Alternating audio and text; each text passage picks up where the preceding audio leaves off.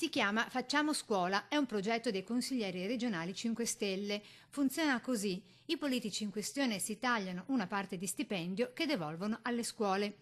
Iniziativa nazionale che con le 9 regioni partecipanti ha raccolto quasi 1 milione di euro. Protagonista anche il Veneto con 50.000 euro, soldi destinati a 5 scuole pubbliche e secondarie venete, scelte e votate online dagli attivisti tra i 25 progetti proposti da altrettanti istituti veneti.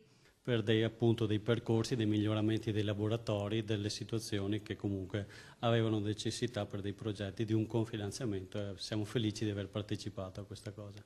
Soldi che verranno destinati per l'acquisto di nuovi tablet, per i laboratori didattici e ancora per realizzare i campi di pallavolo, basket e tennis e per sostituire le vecchie porte di aule divenute vetuste e quindi pericolose con il passare del tempo.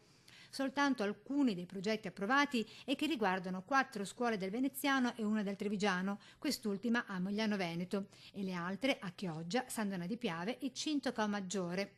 Con Simone Scarabel che annuncia anche le prossime imminenti novità sempre in regione, con il taglio dei vitalizi agli ex consiglieri regionali delle passate legislature, appunto. E intendiamo portare avanti questa strada, stiamo ultimando le proposte, appunto prendendo spunto da quello che è stato fatto alla Camera e al Senato, e quindi arriverà presto un provvedimento immediatamente applicabile anche in Regione Veneto.